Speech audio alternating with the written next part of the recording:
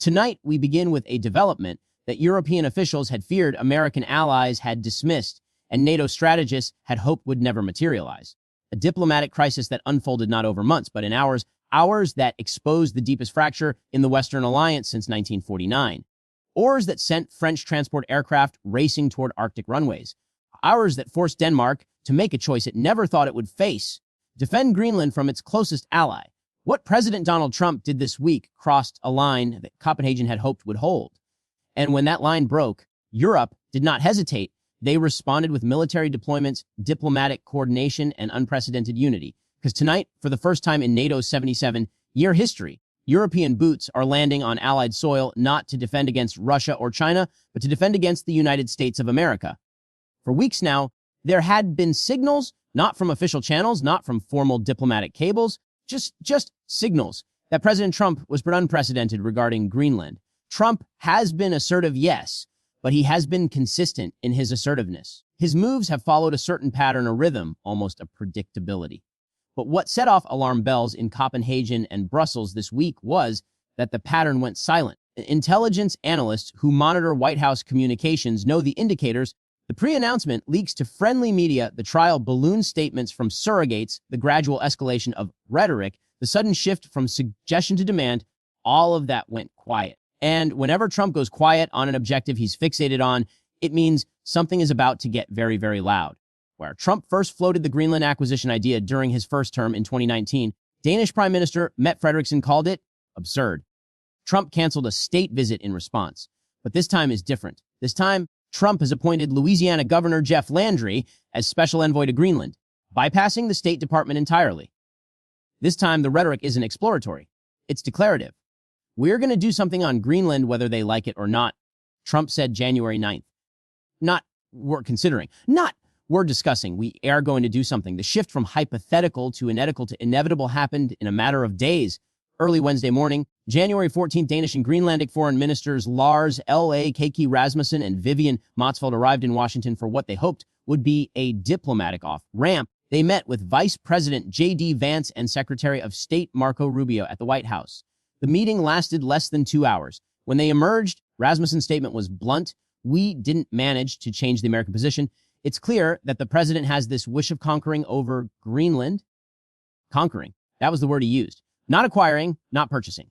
Conquering. This is the kind of language that NATO allies only use when they believe territorial aggression is imminent. And let's be clear about what Trump is actually proposing here.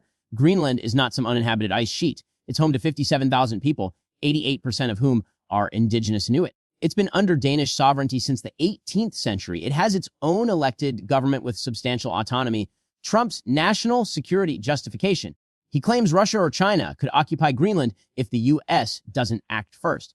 But here's the problem with that argument. Greenland is already defended by NATO. Denmark is already a NATO member. The U.S. already operates Pitofik Space Base, formerly Thule Air Base, on Greenland with full Danish cooperation under the 1951 Defense Agreement. Why are analysts like Marion Messmer from Chatham House have asked the obvious question? What is not clear is why Washington needs full control over Greenland to defend itself. Trump's answer: when we own it, we defend it. That's not a security argument. That's an ownership argument. And when Trump shifts from strategic cooperation to ownership demands, European leaders understand exactly what that means. It means he's not negotiating, he's positioning. The response issued by Denmark on Wednesday was not normal, it was not routine, it was not symbolic, it was urgent, coordinated, and military. Within hours of the failed Washington talks, Denmark's Ministry of Defense announced an unprecedented expansion of military operations in Greenland under Operation Arctic Endurance. These weren't routine Arctic patrols. These weren't search and rescue exercises. These were combat-ready European forces deploying to a NATO ally's territory in response to threats from another NATO member. France, Germany, Norway, Sweden, and the United Kingdom all announced troop deployments to Greenland within 24 hours. French President Emmanuel Macron didn't mince words. At Denmark's request, I have decided that France will participate in joint exercises in Greenland. The first French military units are already on their way. Others will follow. Germany dispatched 13 Bundeswehr personnel on an Airbus A400M transport aircraft. Their stated mission: to explore framework conditions for military contributions to support Denmark in ensuring security in the region. France went further. They announced they are opening a full consulate in Nuuk, Greenland's capital, on February 6th, explicitly to counter annexation talk. This is diplomatic warfare. Wire France is planning a flag in Greenland's capital as a direct signal to Washington: touch this territory, and you touch Europe. Let me repeat that. European powers are now fortifying Greenland, not against Russia, not against China, against the possibility of American military action.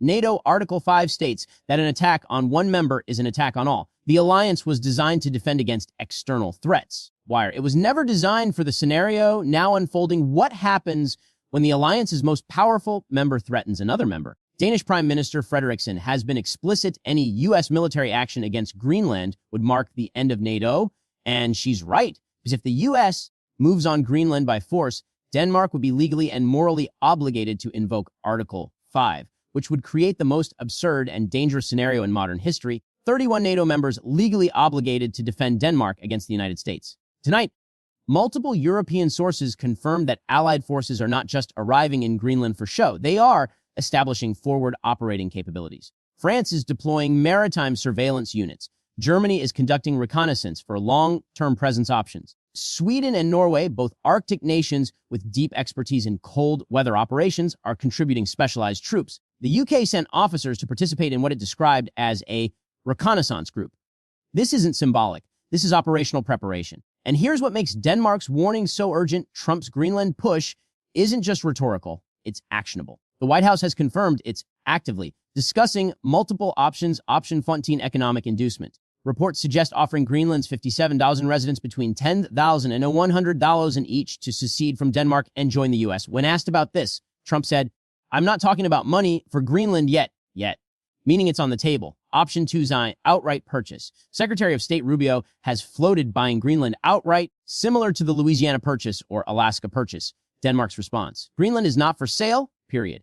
Option 3's military force. The White House has repeatedly refused to rule out military options. When pressed, Trump said, "I'm not going to give up options. Greenland is very important for national security." That's not deterrence language, that's coercion language. And Denmark, understanding that fully, has responded with force. Not recklessly, not impulsively, but strategically. They didn't deploy symbolic ceremonial units. They didn't organize international condemnation tours. They deployed combat-capable European forces to Greenland's strategic locations, particularly around Kangerlussuaq International Airport, the island's primary entry point. They hit the deployment timeline before Trump's team could establish fait accompli facts on the ground. They secured European military presence before any potential U.S. unilateral action. This is what strategic deterrence looks like when you're deterring an ally.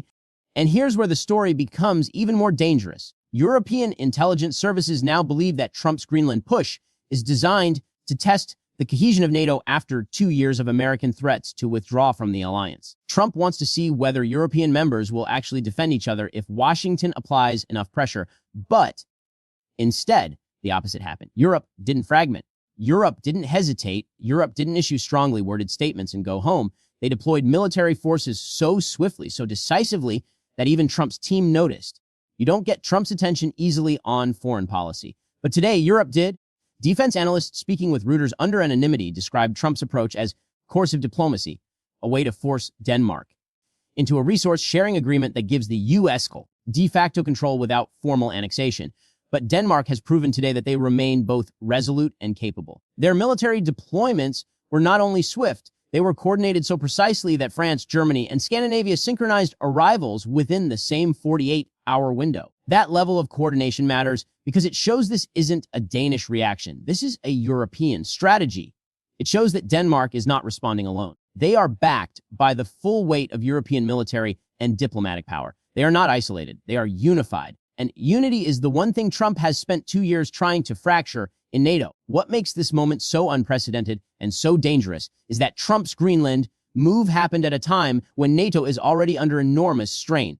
The Venezuela raid on January 3rd, where U.S. Special Forces abducted President Maduro, has already raised alarm about American unilateralism. European leaders are asking, if Trump can order the kidnapping of a foreign head of state without consultation, what else might he do unilaterally? The Greenland crisis answers that question. Trump is under pressure from multiple factions. Hardline nationalists want territorial expansion and resource-controlled defense. Hawks want Arctic military dominance. Economic advisors want access to Greenland's rare earth and estimated 1.5 trillion. Political strategists want a legacy. Defining acquisition, Trump is balancing these demands while managing the worst U.S.-European relationship since the Crave 1956. Wire.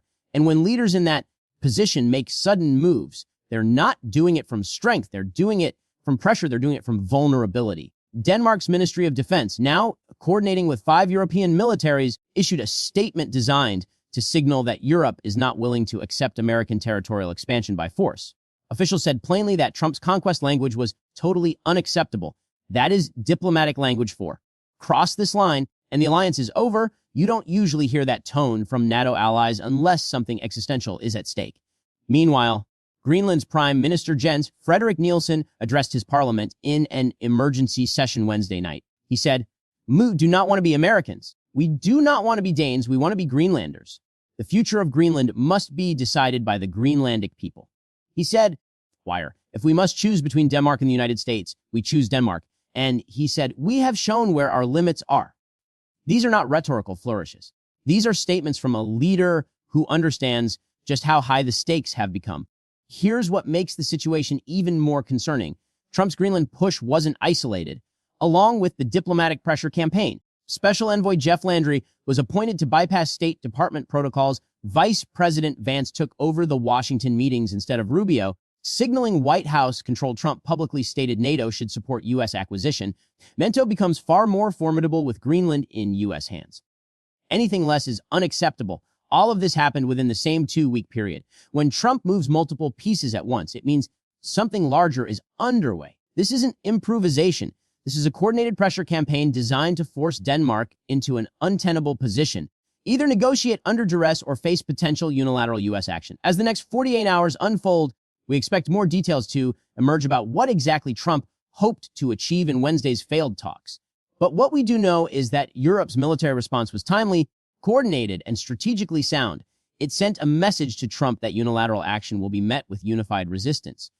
It sent a message to Denmark that they are not alone. Wire. And it sent a message to the world that NATO's internal cohesion, while strained, is not broken.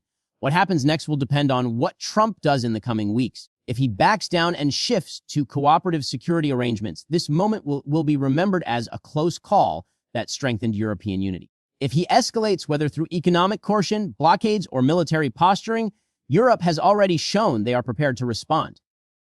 They have shown they are ready. And tonight, for the first time in decades, Greenland is quiet. Too quiet. When major powers position military assets and diplomatic ultimatums in the Arctic, silence means calculation. It means both sides are choosing their next moves carefully. Because tonight, Trump learned something Europe has known for centuries. Sovereignty is not negotiable. Alliances are built on mutual respect, not coercion. And the post-war order, fragile as it may be, still has defenders willing to deploy forces to protect it. This story is far from over. But tonight, one thing is clear. The Atlantic Alliance faces its greatest internal test since its founding. European forces are on the ground in Greenland, and NATO's future hangs in the balance.